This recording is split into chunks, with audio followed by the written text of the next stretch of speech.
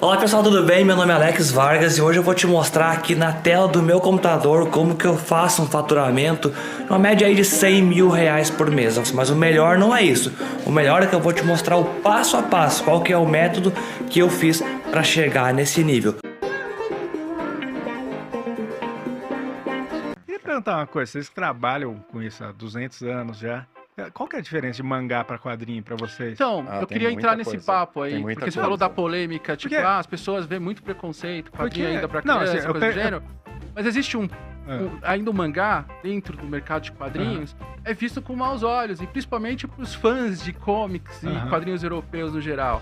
Eles muitas vezes acham que o quadrinho japonês é simplesmente se reserva em Cavaleiro Zodíaco, Dragon Ball e tal. É aquela diferença que o Bento tava falando. E aí não é só isso, entendeu? Porque Sim. a gente, por exemplo, tem um autor do nosso catálogo, que é o Inio Asano, do Boa Noite Pum Pum, que é um autor que vem ganhando prêmios Cabeça, em ele era todos os underground. lugares do mundo, e aqui no Brasil ele passa despercebido, Sim. sabe? Vocês lançaram uns muito bons Pum Pum dele. teve cara. Pum 7 Pum, What a volumes. Wonderful World, agora a gente É, tá esse eu que tava é lendo. de explodir cabeças, que é o Dead Demons DDD Destruction. Ah, esse aí Esse é o eu título. tenho Não, também. e assim, vendemos e foda, vende cara. horrores, Foda. vende horrores, por exemplo. Não, E aí eu digo isso porque, assim, reimprimindo um já o título Dead como também. esse passa batido Cara, por um prêmio como HQ Mix. Cara, passa e o batido. Dead é assustador O como traço parece desse maluco, que se pelo passa amor de no Deus. Brasil o bagulho, É. cara. Não, o É traço, assustador. o traço desse maluco, pelo amor de Deus. Cara, você acredita que ele isso? não Realista. gostava do traço? Hã? Ele fala Hã? no What a Wonderful World, que é outro que a gente lançou, ele comenta que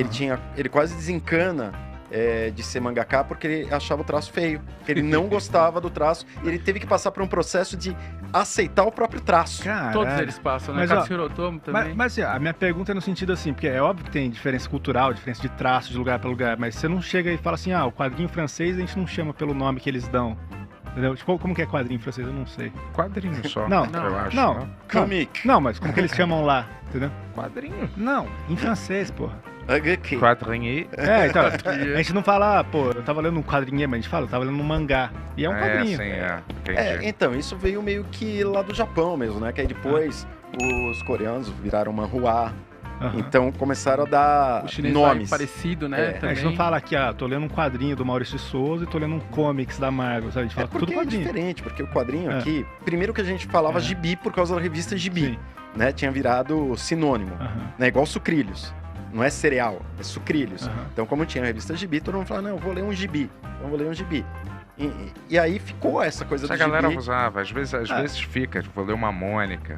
Não. Cara, durante muito tempo, o quadrinho nacional se limitou à Turma da Mônica. Hoje que a gente tá vivendo um momento, que a gente tava até conversando aqui antes, Sim. tá vivendo eu um tô- momento muito E diferente. Eu tô perguntando justamente nesse momento. Falei, não tem diferença de mangá pra quadrinho, é tudo quadrinho, não é? Não, tudo quadrinho. A base é quadrinho. É tudo quadrinho, mas A assim... base. E assim, é tão vasto, assim, tem tanto tipo de mangá. É porque assim, Então, mangá... mas aí é que tem os direcionamentos, tem as demografias, os gêneros, e todos os mangás têm começo, meio e fim.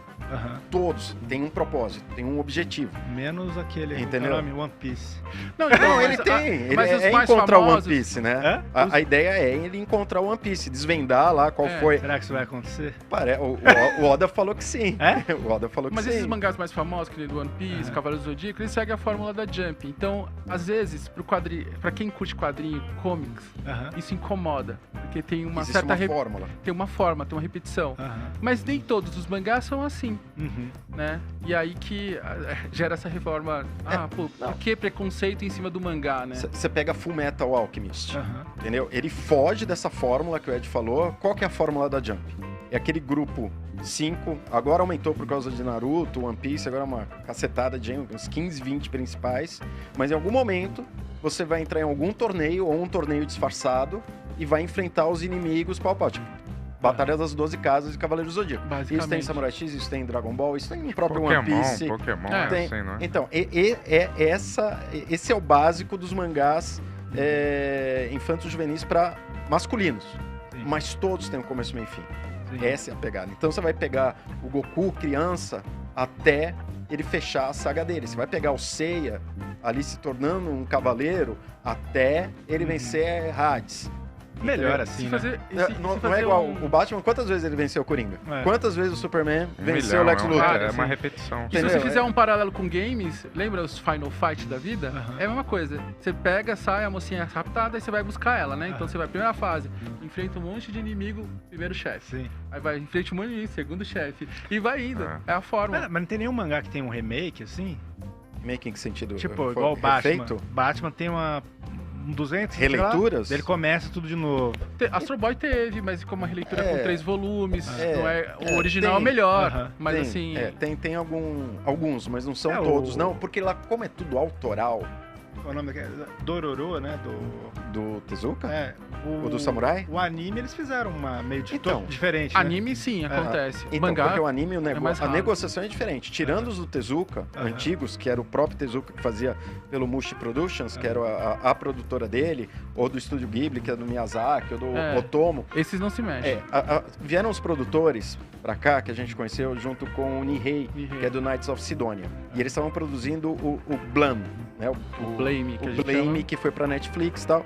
E a gente perguntou, mas como é que funciona a negociação? O autor fica fora? Como que é? Cara, vender os direitos pra uma produtora, o autor não muito vai acompanhar, vai ver, já não é mais obra dele. Os caras podem ou não seguir o roteiro, a história que o cara fez em mangá. Agora, o mangá continua sendo dele, ele faz o que quiser.